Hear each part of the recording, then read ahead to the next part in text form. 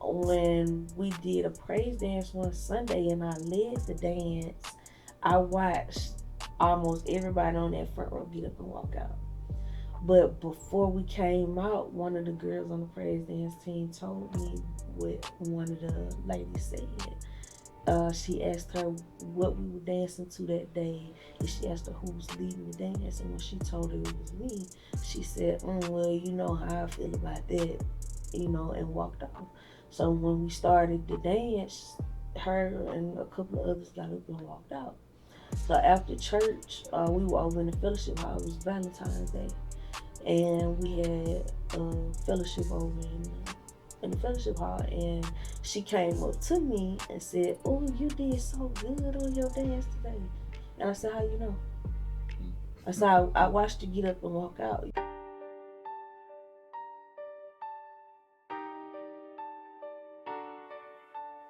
Pull up, I'm coolin' with AC. Window down, but the room still shady. Cups, I got something on tasty. You real ones, need me no fake energy. Pocket full of stress, I left. All right. Cooling it with AC. Big host AC. What it do? What's going on with you today? We got us another guest in the house. I see. So who we got today? Today we have the Reverend Dr. Willie L. Patterson Okay. joining us. Yes, sir. And we're going to be talking about family, culture, and religion. Okay. So let's get into it then. All right, we're going to start off with church trauma and spirituality after rejection. So, in your opinion, Reverend Patterson, can someone love God and still struggle to feel safe in the church? Oh, by all means, they certainly can. And one of the things you'll discover is that people don't always feel safe in the church because we tend to drop, thou shalt not, thou shalt not, thou shalt not. So consequently, they tend to put on a mask and not be as comfortable in praising God and worshiping God because we go so much at what you can't do. And so people don't feel safe. As a matter of fact, as we discussed earlier today, they tend to mask up. Right. And when you're not prayerful and careful, the church can cause a lot of the trauma. Right. So, can religious people unintentionally push people away from Christ? Yeah. And so one of the things we try to talk about in church, and I try to explain this, is that so many people are religious but not necessarily spiritual. Yeah, I was just going to ask that question. I was going to ask that question because I hear the word religious a lot, but spiritual and religion are very, very different. Yeah, it's dichotomy, to be honest, because one speaks from just life. I do things on a routine basis. That's being religious. Yeah. But spiritual is relationship with Christ. And those are two different things. Right. And two different levels of how you approach people. Right.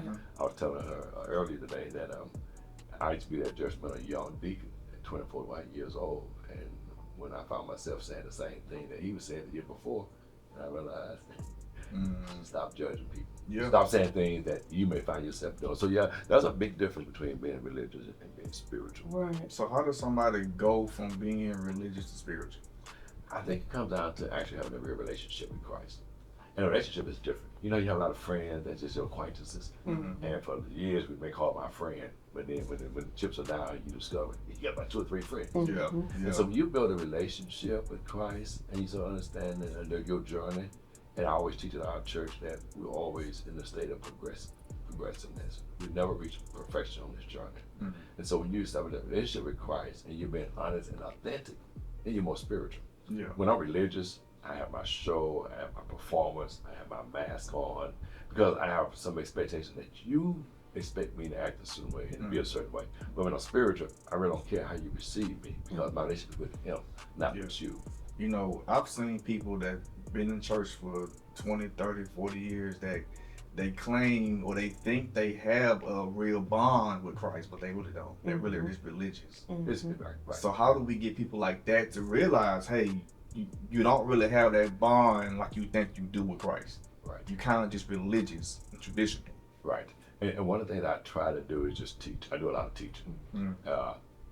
We're so emotional in our churches. You know, we like to holler, scream, shout, clap the hand, cry, all that good stuff. And so consequently, people become babes for 30 or 40 years. they never really get deep into the word, where they understand the word and the meaning behind the word. So we shift the atmosphere into more of a teaching environment so that people can start thinking about the things they're doing and start being honest. And then you have to create an environment, what I call a transparent environment. If a pastor comes across as always perfect in anything he or she does, then their membership will have that same mindset. Right. Oh God, pastor can't know I'm human. I got to keep this persona. So then that's being religious. Right. But if I always lead the way to our church, I'm very honest from the pulpit. Everything I do, I don't tell everything from the pulpit, but my members know that I'm very transparent. Yeah. And if you know there's no condemnation, then it's okay to be you. It's okay to make a mistake. It's okay to fall down and miss the mark. But that's something the church does not really teach. I agree with that. And I forgot to let y'all know this is my pastor. What church it is again? Redeemed Community Church on House Ferry. Okay, go ahead and shout it out. Alright, so what does healing from church trauma actually look like to you? So I actually have gone through it twice in my life. And I can tell you it's a process. And part of my healing came with being honest that I've been hurt by the church. Right. My first approach was to fight back. You know, I was a rebel. I was a rebellious deacon. I was a pastor got to preach. I walked out. For 2 years, I walked out because I didn't think what he was doing was right. That wasn't the right way. The last time I went through it, I just left the church and said, listen, I'm not going to go through this pain again. I'll start over and just regroup. Because here's the thing about church hurt. Oftentimes, when you get hurt in church, the church will say, we did nothing to you. And we don't want to hear it. It's just you. And when you tell them what you really did, and then we come to terms with it and say, yeah, we messed up, we're sorry. You rarely hear that from the church. You don't hear it at all. And then that's part of the struggle. Yep. And when you can't be honest that we're all a bunch of humans in there here doing the best we can, and that even the pastor can mess up. Right. You know, a member of our church once, and somebody asked me, what did you say to her? I said, nothing I know of. But you can say something from the pulpit and offend people. Yeah. But if you don't tell me, and I don't know. But church hurt requires a process of healing. Come to terms with the hurt, identifying it, and really speak to it, and be honest with, can I still go back to this place and receive the word? And my answer was no both times. And I had to really come to terms with that. I'm just not going to change, especially when it comes from the top. And both my instances came from the pastor. I need to move on. Yeah, and see, I went through it myself. When I moved to Selma, I had started going to this church, and like I got active in church because that's what I was used to, in the choir, praise dance, and all that. So when we did a praise dance one Sunday and I led the dance, I watched almost everybody on that front row get up and walk out. But before we came out, one of the girls on the praise dance team told me what one of the ladies said. She asked her what we were dancing to that day, and she asked her who was leading the dance, and when she told her it was me, she said, well, you know how I feel about that, and walked off. So when we started the dance, her and a couple of others got up and walked out. So after church, we were over in the fellowship hall. It was Valentine's Day. And we had a fellowship over in the fellowship hall, and she came up to me and said, oh, you did so good on your dance today. And I said, how you know? I said, I watched you get up and walk out, so I spoke how I felt in the most respectful way that I could at that moment, and it hurt her feelings. And everybody was coming and telling me she was crying and all that. I said, well, what about how I feel? And stuff like that'll push you away from the church. When I first started coming into who I am, it was a lot said in the church. I was coming in late one night and my granddad caught me coming in. And he said, we need to talk. And he asked me why I didn't tell him. Because I had told my grandma, but I didn't tell him. And I told him why I didn't know how to tell you. Because he's like my best friend. And he told me, well, if this how you going to live your life, you might as well stop going to church. So I did. And I was at church for a long time. Because I didn't know how to reapproach going to church, living as my own person. You know, so it's church trauma can come from a lot of different ways, and people don't understand the toll that it takes on another person when you say certain things or you move a certain way or you do certain things, because any little thing can bother somebody and you never know it. Right. Yeah. Right. And I think the main thing is finding the right church, Mm-hmm. because a lot of churches are not preaching the right things. They're not doing things the way Christ would want them to do things. So, we can't let what one church did affect the complete body of the church. Because when I was growing up, I didn't go to church at all. My mom was in my church. She was the one who instilled me with Christ. So I felt like I don't need church for real. Mm-hmm. I'm in the Bible. I read the Bible enough, so I know enough. Until I found a church and I realized I ain't know nothing. Like, I realized, wow, like I knew stuff, but I didn't know what I could have been knowing if I had found the right church earlier. Mm-hmm. So I think finding the right church home is very, very important too, Yeah. in that aspect. Yeah, that's the church on the Beltway. It has a sign up on the wall. This church says, "No perfect people are allowed." Yeah. I thought it was very telling, and that's the message. When you look at Jesus and why he came, Right. he came for broken people, he came for sick people, he came for us that are sinful, which was the whole world, to be honest. Right. All of us have a struggle, and I always tell the church that we struggle with sin, and there are things that I'm honest about. And I always tell people, I always endured the sin that I enjoyed. So I don't even play like I didn't like sin. I did. Mm-hmm. And I don't pretend I'm perfect now. Right. I think for us to have people join the church and really feel part of the family, they must first of all feel comfortable in being honest. And if I say I missed the mark, I can preach right from the pulpit.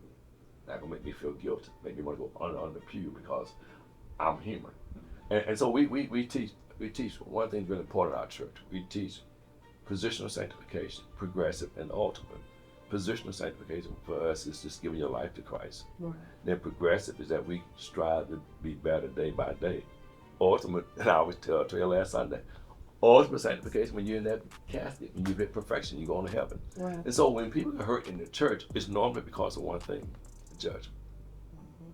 We judge people. We judge people.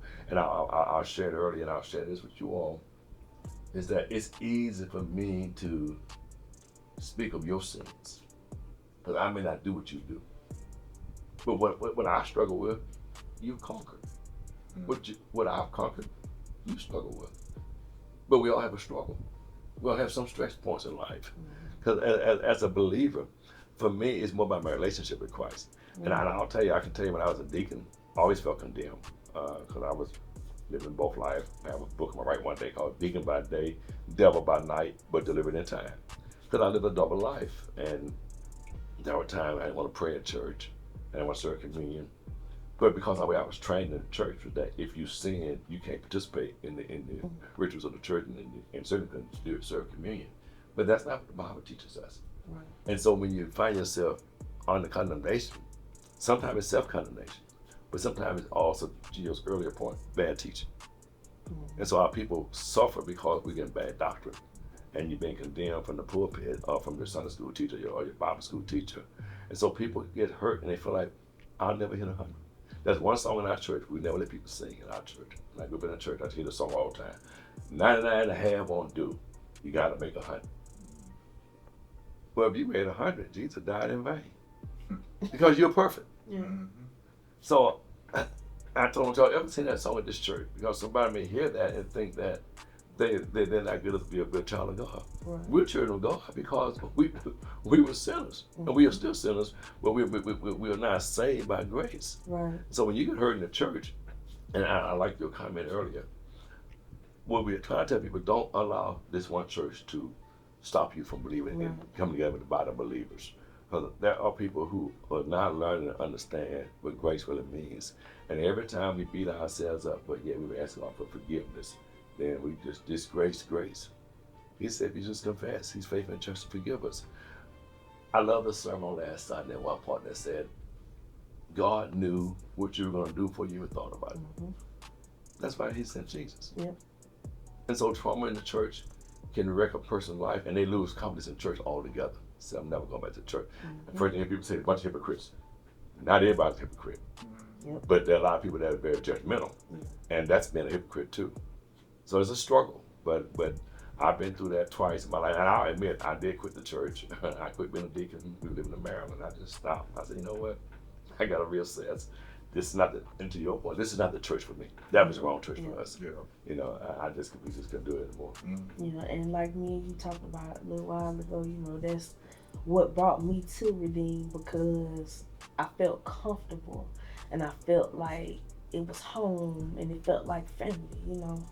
When nobody judgmental, when nobody looking at me sideways, everybody just embraced me with love. Yeah. You know? Exactly. And the preaching style, you know, you got to find the right pastor for you that preaches the word where you can receive it and understand it. Yeah. Exactly.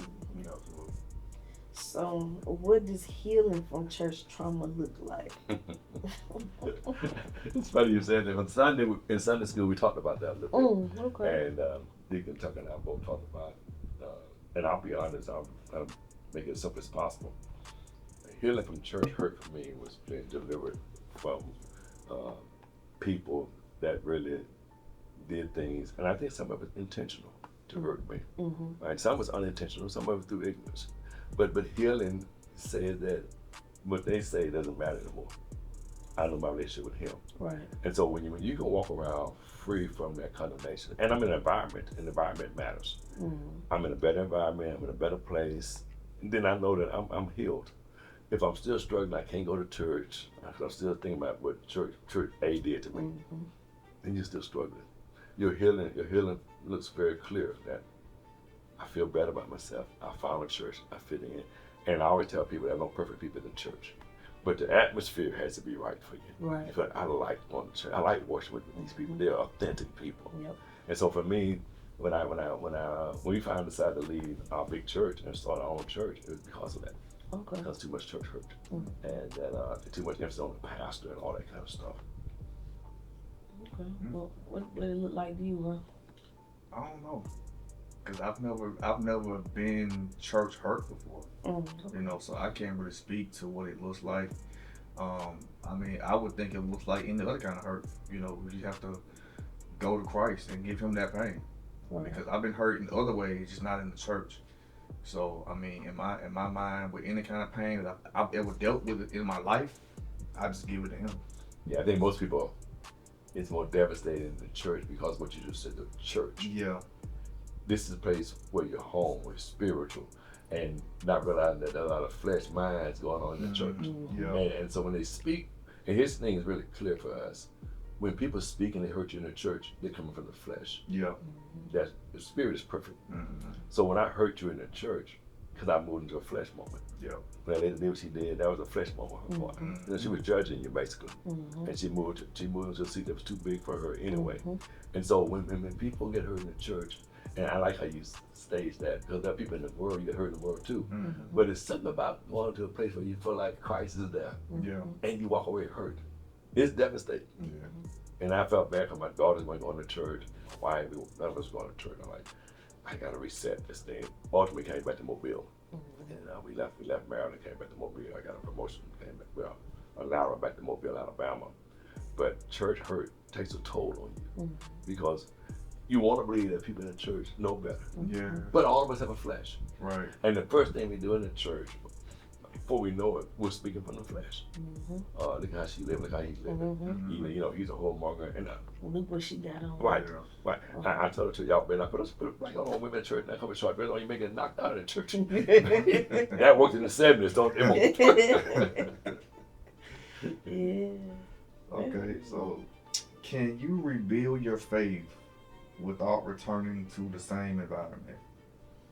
Yeah. I believe you can. I've done it.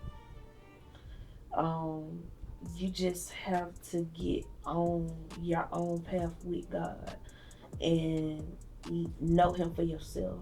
go to God, know how to go to God and talk to Him about whatever, and you got to really leave it where it's at when you talk to God about it, and that tests your faith. Yep.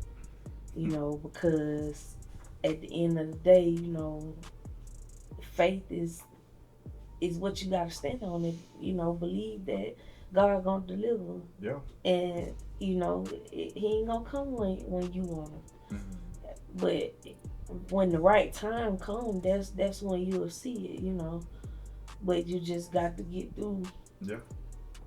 the beginning Yeah. to get to that. Facts.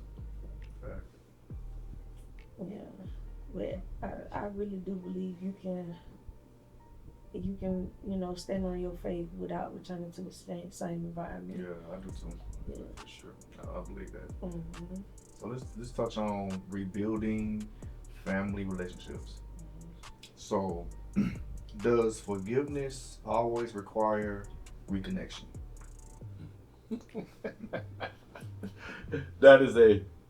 That's a difficult question. It sounds simple, Yeah.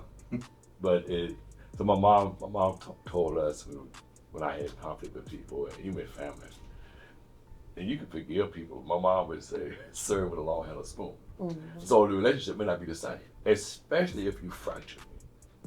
If you fractured me because I need to forgive you, and I have peace with myself. So it's not necessarily about you, but with the relationship, we shifted some.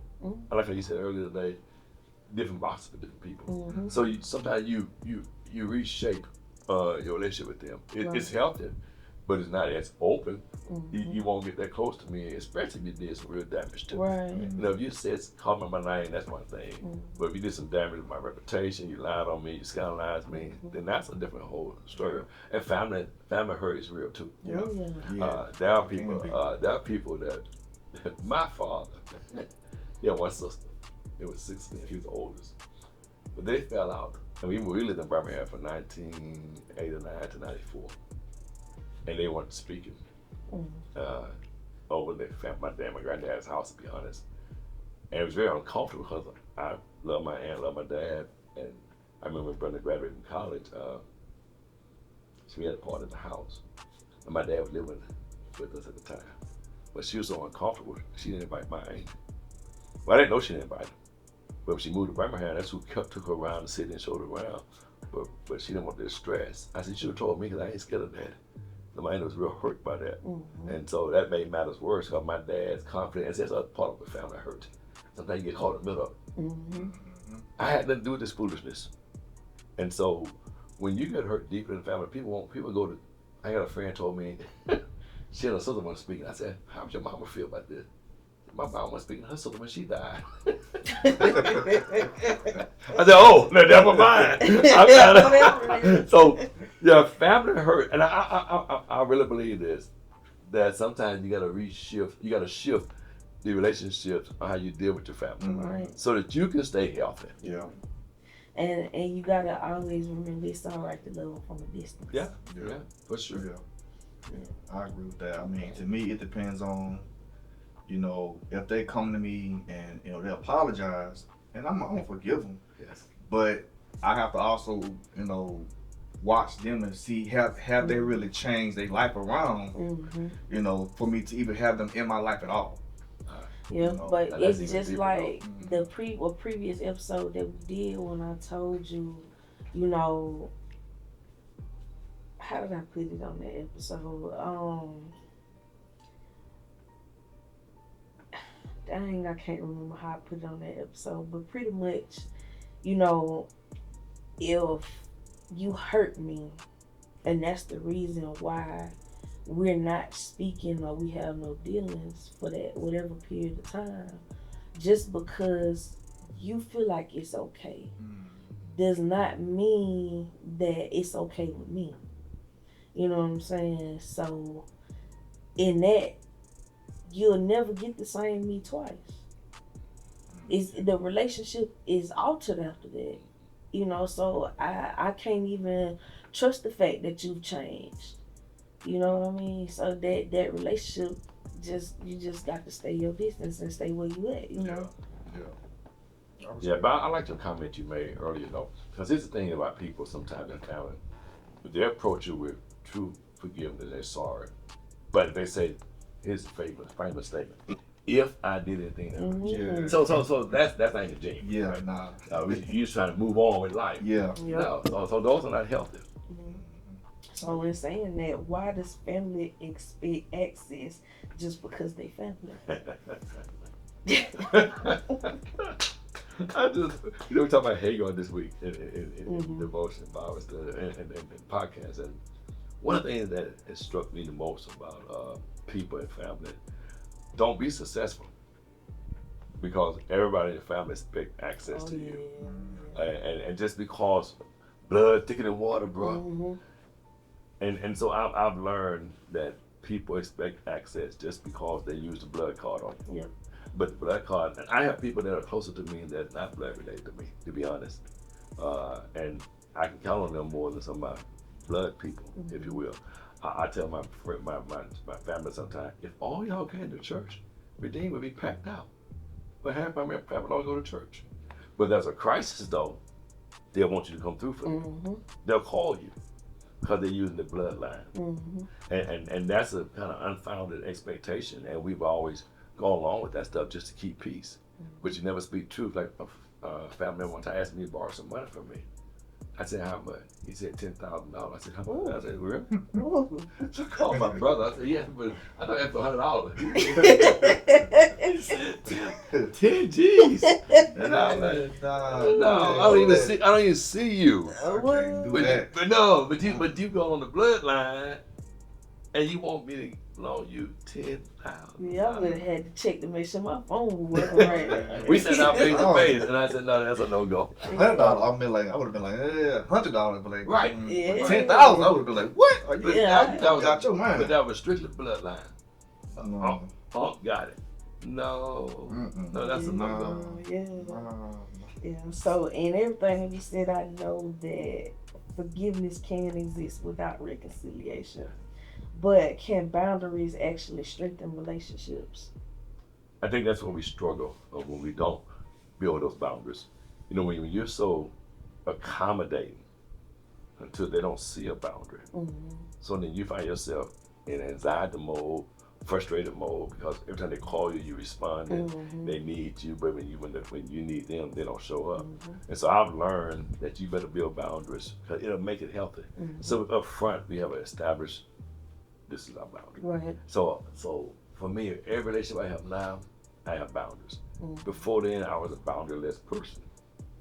It didn't matter. I always got to help other people, be there for them. Same. But when I get myself in trouble, I mean, on the job, right? When they investigated me, bogus crap, most people I help on the job got a job. They abandoned me. And I'm like, wow, bro, really?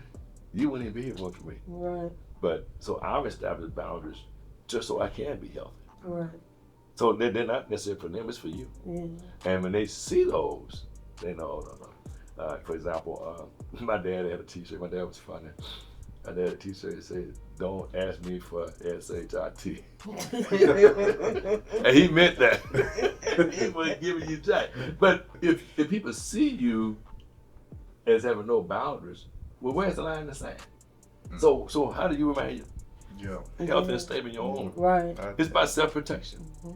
I agree with And protection of peace. Yes. And that way there's no confusion that you cross that line. I agree with that. That's real. That's a big thing right there Real. that a lot of us got to learn. A lot of people don't know how to set boundaries for people that they love because they just want to be there.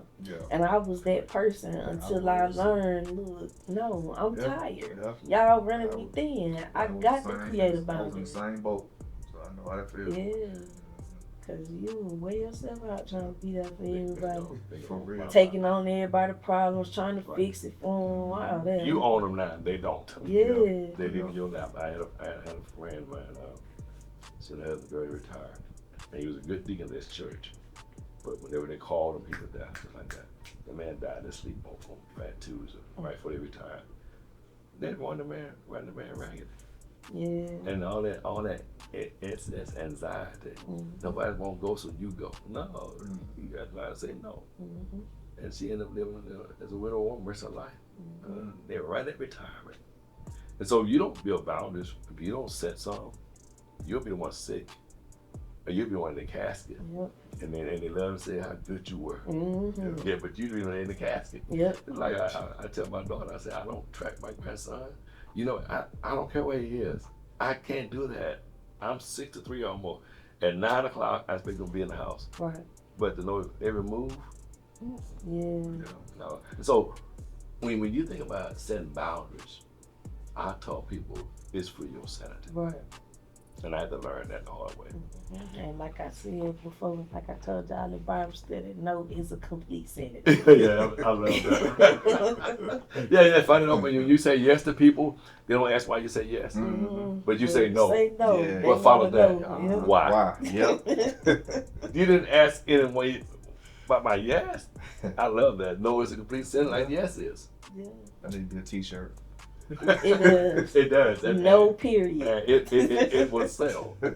No is a complete sentence. Yeah. Requires no explanation. Okay, so cultural expectations versus personal truth.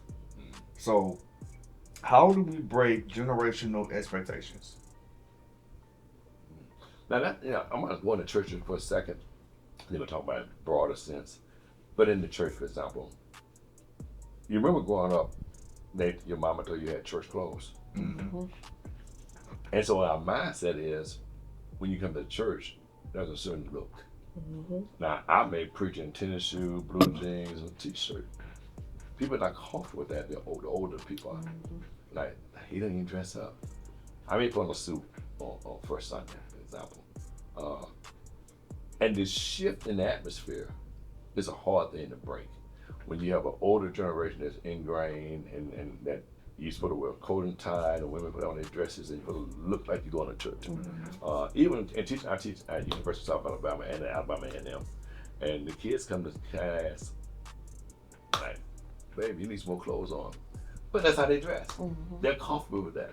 And so when you deal with these different groups, the culture shift is hard. Even in fraternity, I've been in fraternity 43 years. We got brothers that's been in fraternity 1 year, 2 years. They want to shift the whole atmosphere. And I say it doesn't move that fast. So culture thing is a hard thing.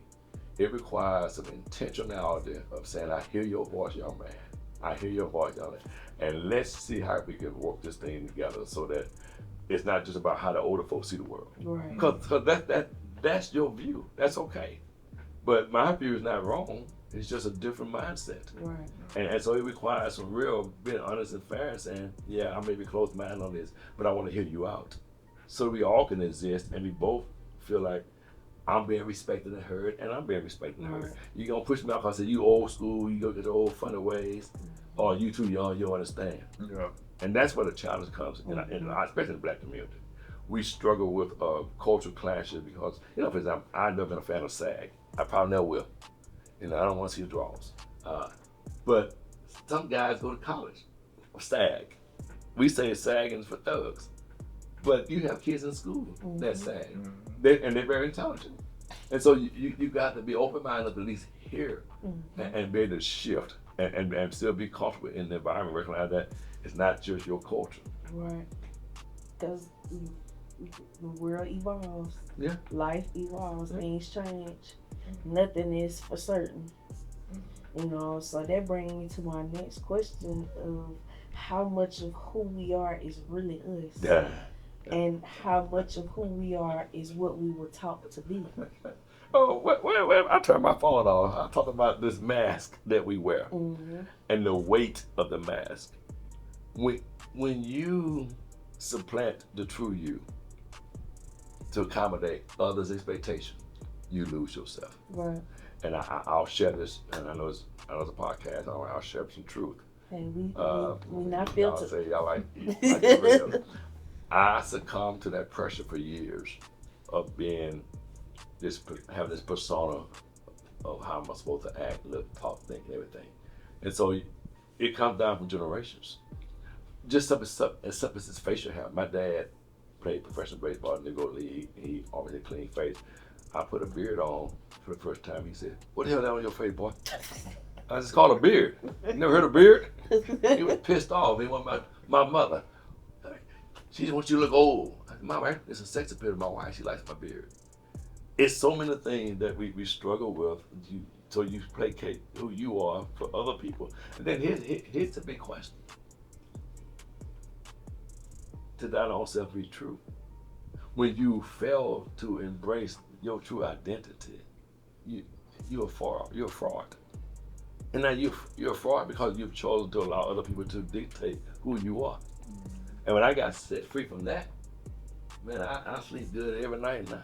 Yeah. I'm authentically me. And I tell people, yeah, I chased women for a long time, wine, whiskey, and women. But that really wasn't me. Yeah. I planned to my friends, I'm a nerd. I like school. I love teaching. I love writing. But I gave that up for a persona. I break out with a double life. I gave up my real me to fit into my crowd. And so, but you get lost. Yeah. You get lost. And so before you leave this earth, pray that you will be true to yourself first. Yeah.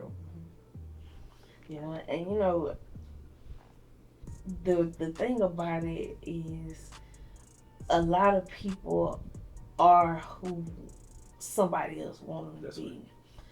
It's just like how, you know, people growing up, people always talked about talking proper and speaking correct English.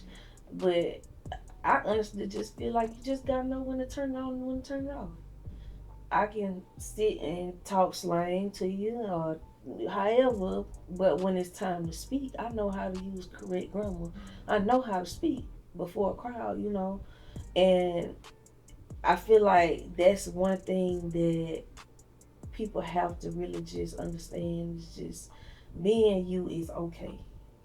Being true to you and who you really are, it's okay. Yeah. No matter what nobody else got to say or how nobody else feel about it, they not living your life. So, and I think too, it's layers to people too. Like Yeah. you said, turn on, turn off. So I think there's certain layers that we know how to turn on and turn off in certain environments. So it don't mean you're not you. It just mean you putting on a different you for this environment you're in. And that's okay. And that part's okay. Yeah. Because I do that too. Yeah. But where it's not okay is when someone else has written a script for your life. And now you got to do it according to their script. Yeah. But you're right. We ought to be able to do, like, I'm from the hood. I talk to my black kids that sound a little bit different than white kids. I may say, what's up, dog? And I don't say to a white kid, what do you mean, dog? What's he saying? so authentic you is being able to, and that's what I love about black people, love being black. I can go in and out, we got so many cultures, right? And so I'll tell you a quick story. We went to Airbnb Thanksgiving break in New Orleans. I had my partner go check it out for his daughter went, but she had checked it. It was nice. It was in the Lower Ninth Ward. But that's the straight up hood in New Orleans. Well, I'm from Rodder Williams in Mobile hood. I said, okay, just transplant how you talk. What's up, man? I did my head. But I know how I didn't get to connect. I got to survive 3 days in the hood. But these folks are not from my hood. Right. But you go in there, oh, God, how's it going today? Well, what's life for you? Well, I'm under the damn tree, man, because you see, I'm struggling. So we're not going to do that. We're gonna talk real, give them $1 or $2 at the store, they want to get a drink. It's okay. In other words, I'm not being untrue to who I am. Right. I'm okay in that environment. I'm okay talking the language that black people understand. But, and I think that's important. What you don't ever want to do, and it happens, is allow somebody to write your script for you. Yeah. Right. Breathe. That's real. So, in saying that, are most of us living for appearances and what people think about us? Oh, wow. This is like a therapy session for me. My mom held me out as being her. I call her golden child. I had 7 kids. So Lil Willie went to college, got undergraduate. Lil Willie got a master's degree, got a doctorate degree, Willie got a big daughter, Corps of Engineers. So when Lil Willie got in trouble, like her children do, you know, I did some stuff as an adult. Wasn't real proud of, but I did. And my mom didn't want anybody to know about it. And Mom, you know, I'm no different than your other 6 children, but you can't have a big red flag on your lifestyle. Mm-hmm. And I don't know if I necessarily agreed with her, but I took her advice. It bothered me later on in life because I just should have said, hey, I'm going to own it. Mm-hmm. And you can try to bar stuff and not own it. The appearance thing is such a struggle.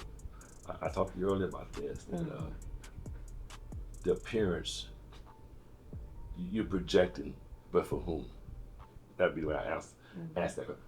You're projecting, but for whom? Do you know how uncomfortable it is to go to bed every night and say, I don't even know who I am anymore. I'm so lost in these different masks. I had about 8 masks I wore. Not just for environment, but just to placate the people that who they expect me to be. Like the little thug, and I ain't no thug. I was a kid and prior to that was a little nerd.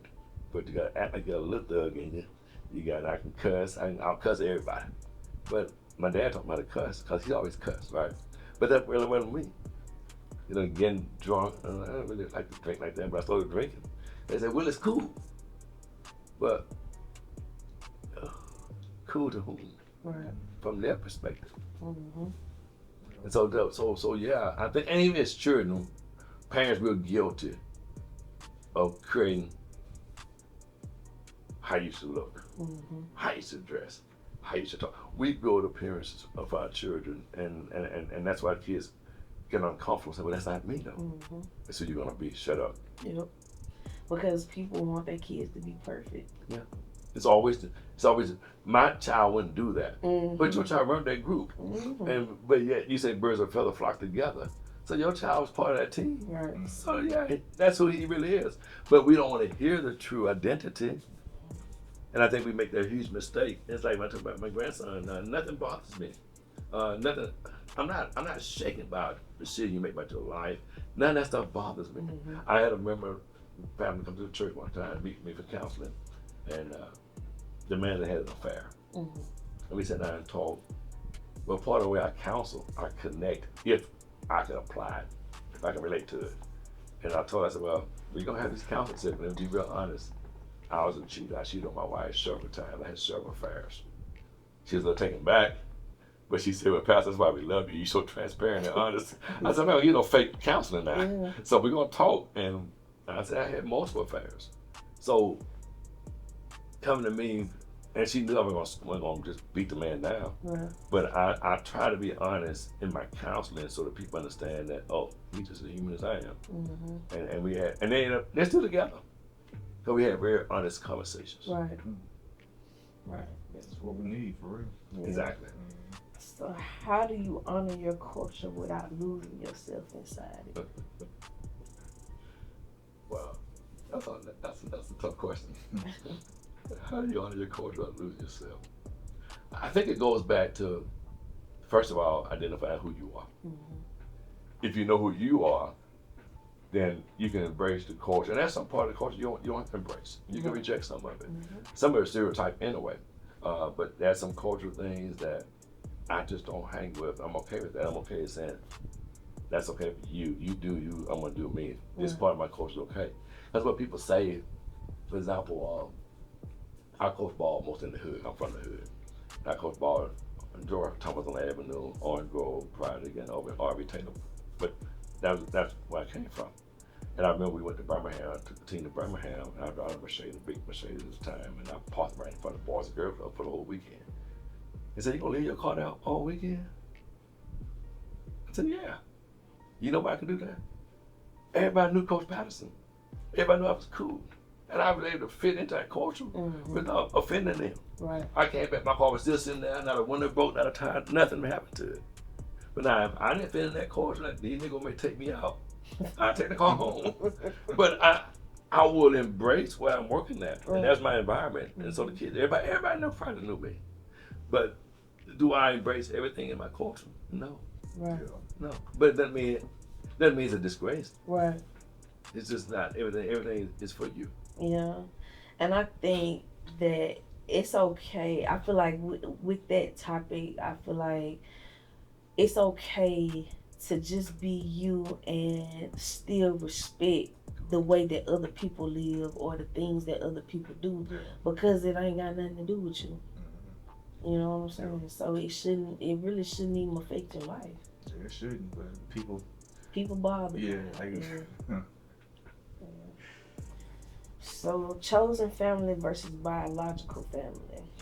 Does sharing DNA automatically make someone deserving of unlimited access to your life? no.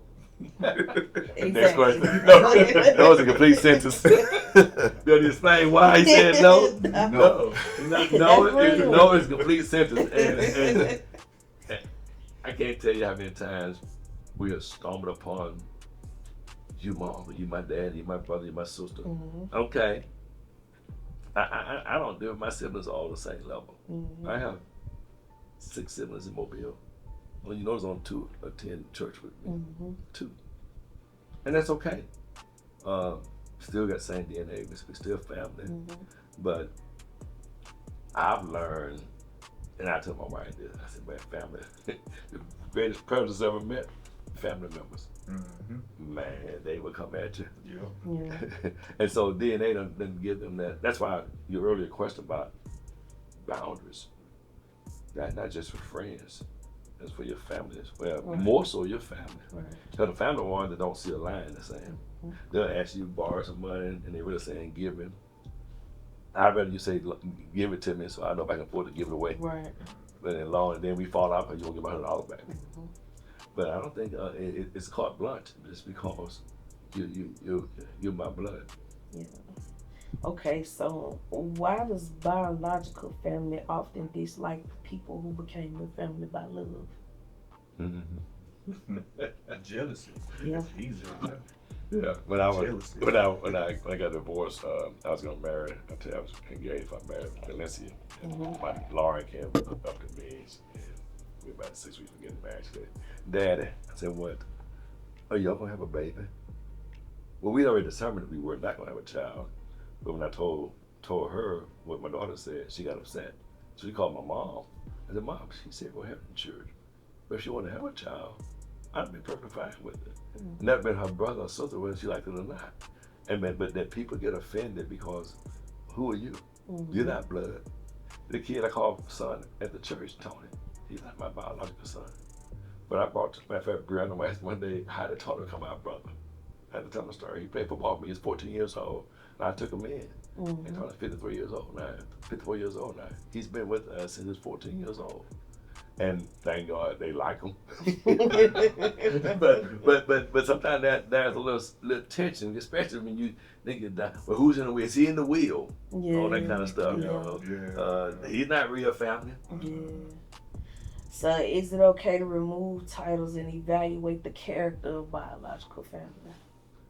I think once we start doing that, we'll be healthier. I think you have to start looking at that because I remember my mom one time, she said a family member stole some money out her purse. And I'm like, yeah, it's character. Mm-hmm. So she can't come over to the house anymore. She got sticky fingers. You know? So you have to get to the point where you have to be honest with your family member. Yeah. You're a thief. Yeah. You're not welcome in my house. Yeah. And so, if you don't do that, we'll assume blood means perfection. Mm-hmm. It does not. It means that blood just means you're a human being. Mm-hmm. And you all have propensities to do things. Yeah. And family members, we got, from my family, we got everybody in our family. From the drunk to the dopehead, to the crackhead, to the rich person, the successful person. But they're all part of the family. Right. And so if you don't set some character alignment with them, they'll run you crazy. They'll run you raggedy.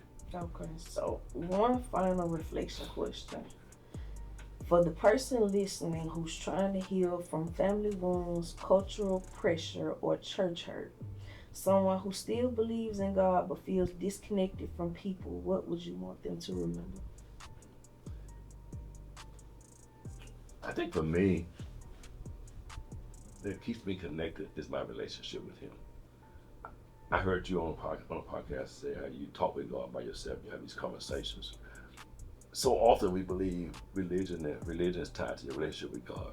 It's just church service.